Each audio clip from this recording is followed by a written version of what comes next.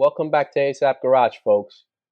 And if you remember from the last episode, we had a little bit of mishap wrapping the steering wheel, but that's okay. I don't have an update on that yet. Once I do, I'm going to get back to you. But what I do have is some new goodies today, and I can't wait to install it. So let's get to it.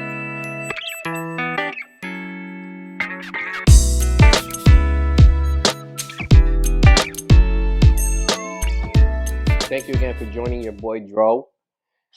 I already have the parts here ready and the tools that we're going to need to do this install. Hopefully it's a quick install. I don't want to jinx myself. Every time you say it's a quick install when it comes to cars, it's like hours and hours of work and things don't go right. Things already didn't go right, but I already have a fix for it. For one of these parts, the harness is missing, and I contacted the seller that I bought it from. They're going to ship it over. They forgot to add it to the package. No worries, all good by their end. It's just going to take some time because it's outside of the country.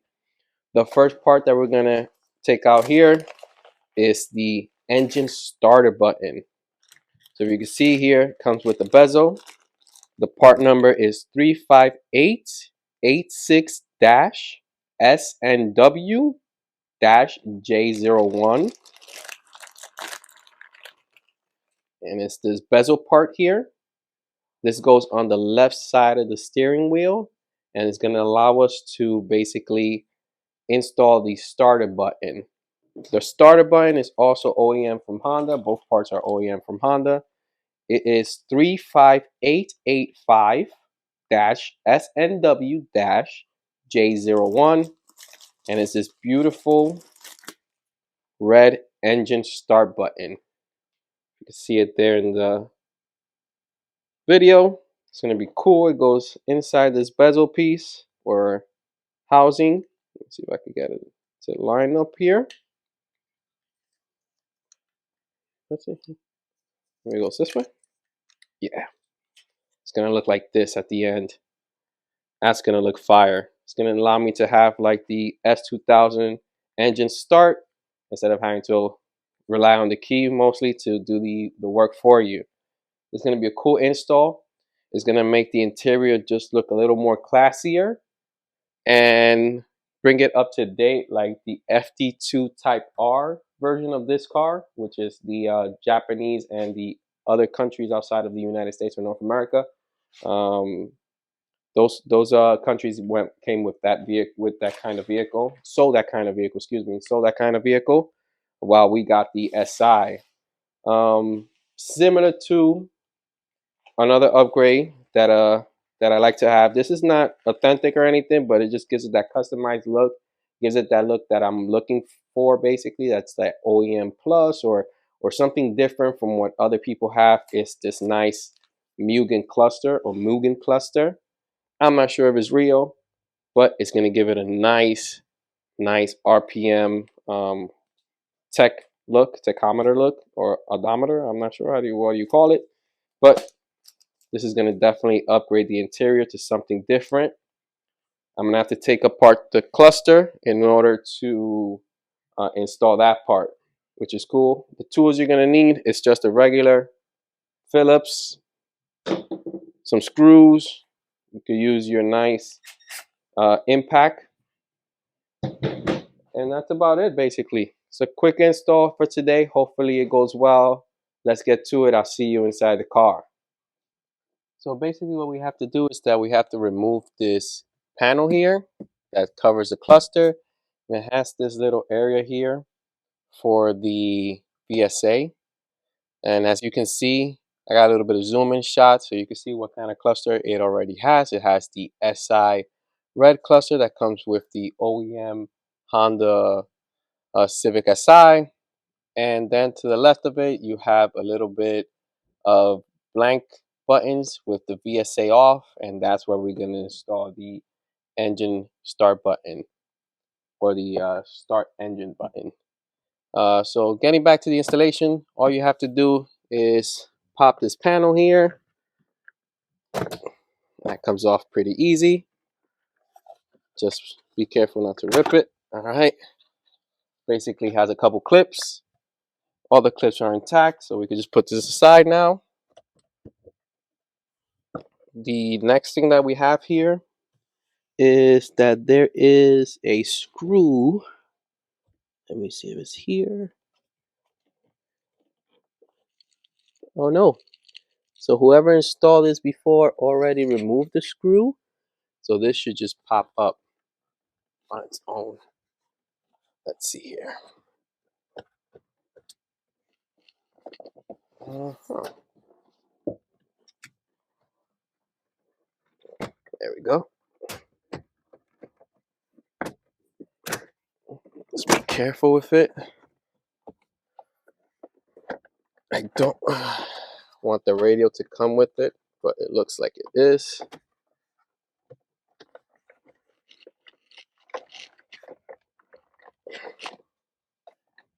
Let's remove this part here.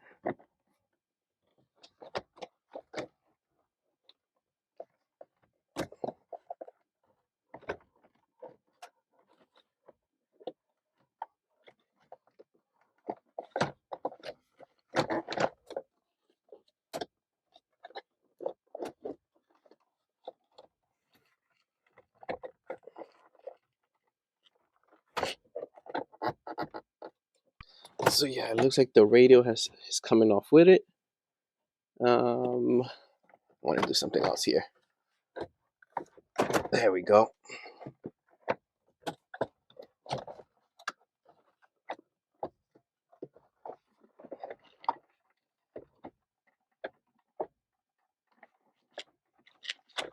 Okay, so that button is off there. There is a button here too, or a clip for these buttons here.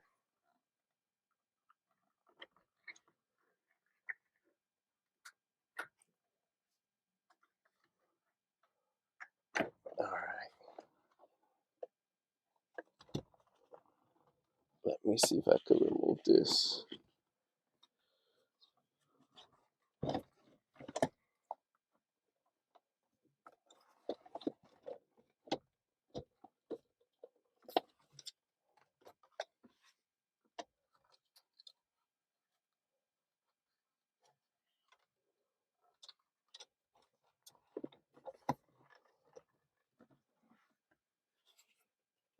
Okay, so that's off at the moment. Sorry for that. Lights continue going off, and I have to like get up because it's a sensor, motion sensor type of thing. But I got the panel removed from the bezel that hosts the stereo. It looks like it was almost glued from the previous installer, but that's okay. Now we're going to start removing the cluster. The cluster only has 3 screws, 3 Phillips screws. It's pretty easy. And then probably a clip to remove in the back that connects the power to it. Let me get the Phillips screwdriver, remove that, and then I'll see you guys at the table.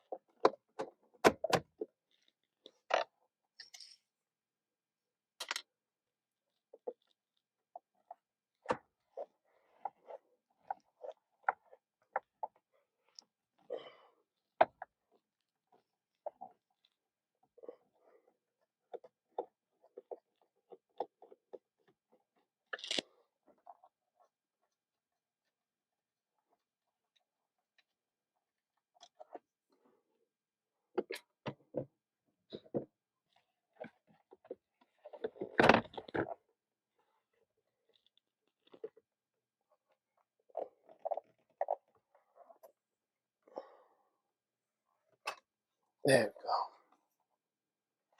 we go. All right, so we got the cluster out, and we have the trim piece out where the starter engine button, or the engine start button, is going to be installed. I want to start with the cluster first. It looks like it's going to be a more in-depth installation, and basically we have to remove this glass piece, remove this silver trim, remove the RPM needle or gauge or whatever that's called, and then install this new Mugen bad boy back plate or backdrop, whatever it's called. Let's get that started. For that, we're gonna need a trim piece remover, or maybe I could do it with a flathead. Let me see if I can get a flathead in the car.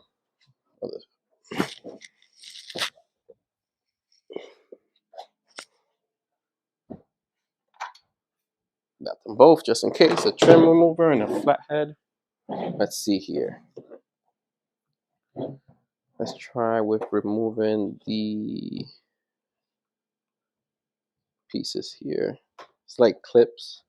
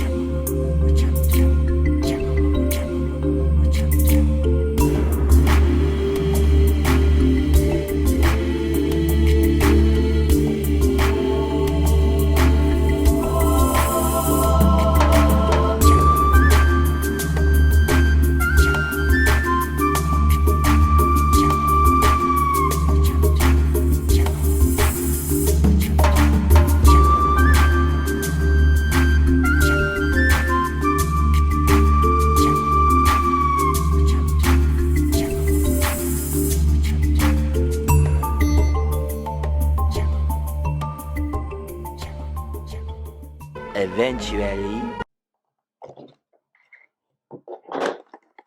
All right, so we got that apart now. That's pretty cool.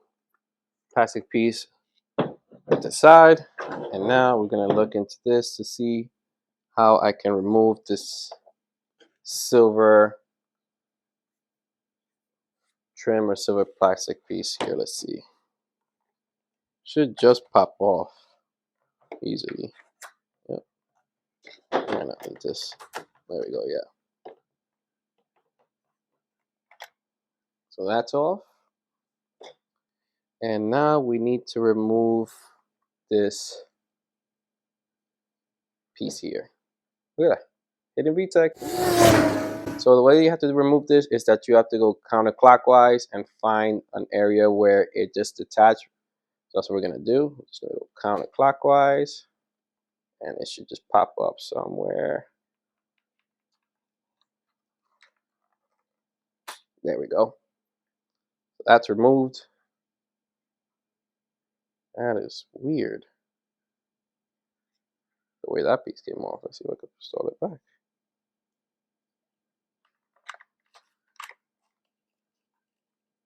Yep. All right, so it just comes off. Yep, there we go. So I'm gonna put that aside somewhere. And then this piece just lifts up.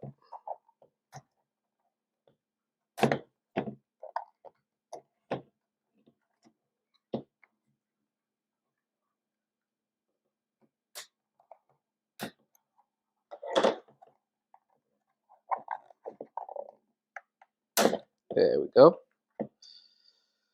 And that comes off pretty easy. Let's put that aside. This plastic piece, and the A.S.A.P logo is removed, or RPM. All right, so let's get this set up here.